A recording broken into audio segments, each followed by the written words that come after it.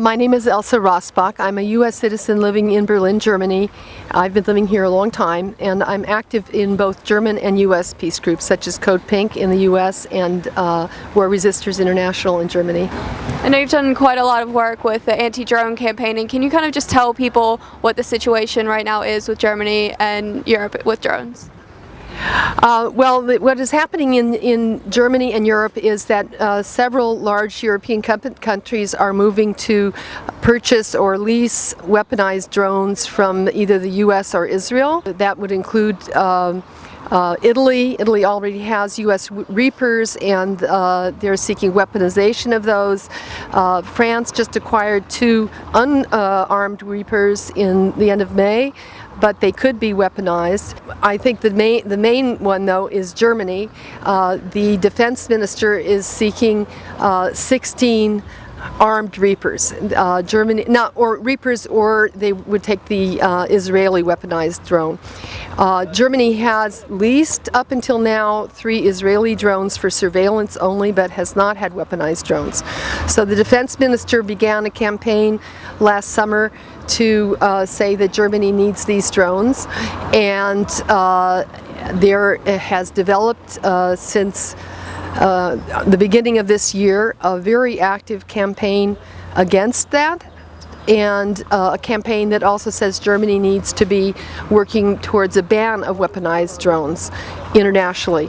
We've gotten such a strong response that we've even gotten mainstream political party like the Social Democratic Party came out with a press release stating that they are against Germany getting any weaponized drones. I know the German government the people who want the drones have kind of come out and said, okay, yes, we do want them, but not for the same reasons that America is going to use them. What kind of truth is in that statement? Well, when you ask any of the people involved in the Defense Department, it's very hard for them to say how there will be parliamentary oversight over the use of these drones. But I should say that one reason that they also the defense minister says, oh, he's against targeted killings, and they would of course not use the drones like the U.S. uses the drones, is that Germany is German citizens, but also all of the political parties are on record as saying they are against the U.S. use of targeted killings, and in countries against which war has not been declared. I know the German base for the U.S. is quite important, their military base here. What relation do you think that has to do with the situation? Well, it was actually just revealed, a story broke through the very recognized newspaper, the Süddeutsche, which is South German newspaper out of Stuttgart. And they revealed that Ramstein has been used in support of U.S. drone strikes in Africa. The drones are not flown from Ramstein to Africa, but Ramstein plays an essential role in routing the drones, in guiding the drones, and in choosing targets for the drones. But even more important perhaps is that AFRICOM was established in Stuttgart in 2008.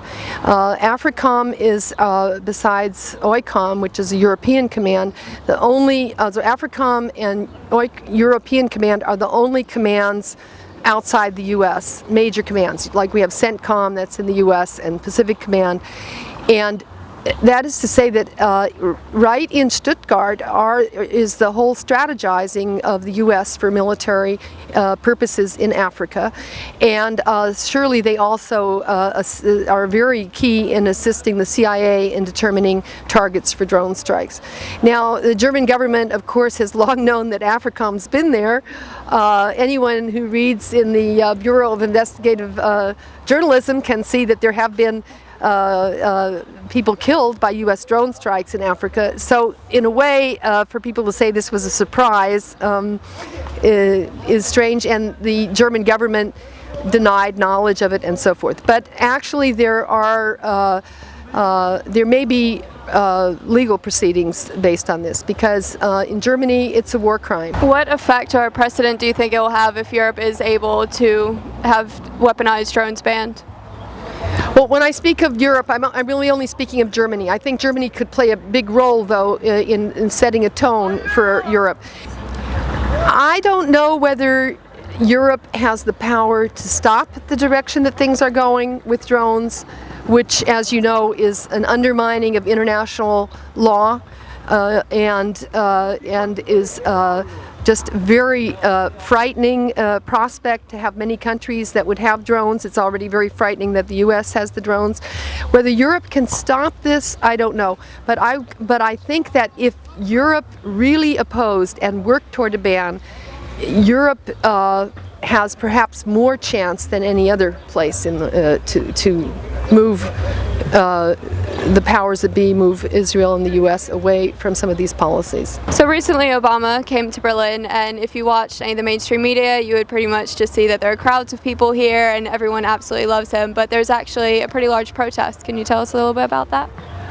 Well, actually there were a number of protests, and I was involved in one that we did on the 17th before he came. He came on the 18th and 19th of June. We were there the 17th of June because all of central Berlin was locked down for the entire time of his visit, to such a degree that we knew we would not get a permit, for example, to demonstrate in front of the U.S. Embassy, which we did.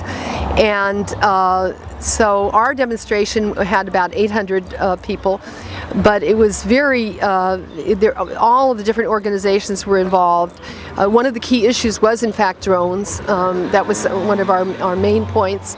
The opposition of the drone strikes. Of course, there had just broken the story also of Snowden and all of the surveillance here, and how Germans are being, they know that they can now know that their emails can be held by the NSA, that they have far less protection against the NSA than even US citizens supposedly have. But in comparison, I was here in 2008 when Obama came and spoke as a candidate at the Victory Column in Berlin.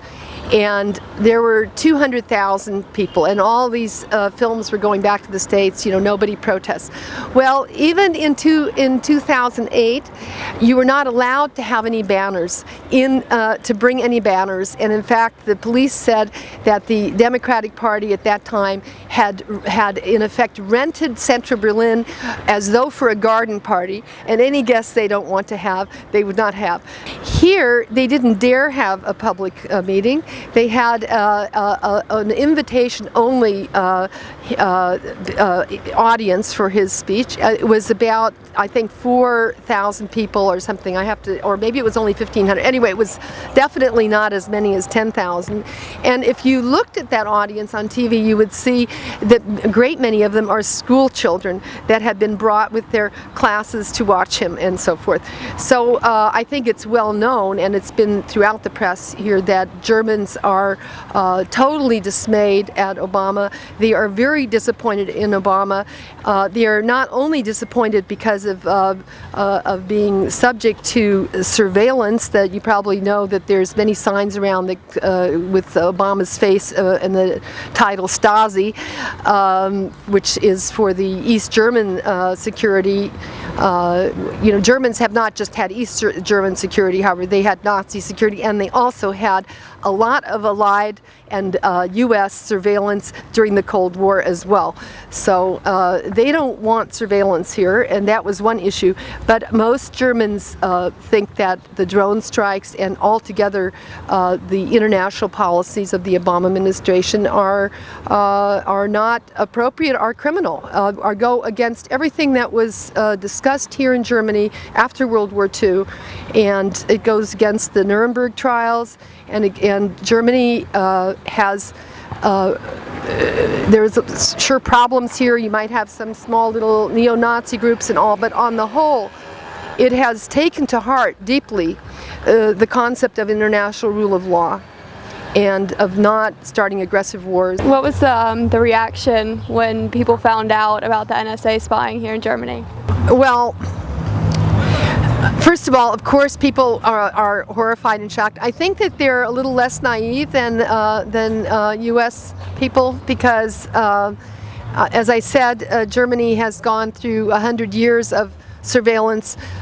People are very aware that there are these military bases here. They're much less visible than they were in the 60s. There used to be 2 big military bases here in Berlin, and these soldiers were going to Vietnam and coming back and so forth. So now it's all in outlying regions, and people tend to forget about, the bases. But the fact is that I don't think too many people thought the U.S. had ever left. But the degree to which this has continued, the degree to which the amount of info that was being scooped up by the U.S., and also what has been coming out more recently, the complicity of the German intelligence services, that they have been feeding this to the U.S. and they have been benefiting from this U.S. information. Because Germany, as a result of this history, not only has in its constitution that no aggressive war should start from German soil, including presumably from the U.S. bases in German soil, it also has a very strong data protection provision, provision 10 in the constitution. And so basically the German intelligence service was violating the German data protection by grabbing this info from the U.S. that was giving that to the Germans. So this whole thing has to be investigated, needs to be brought up. But I think most Germans don't consider only the U.S. to blame, but also in part the German government as well.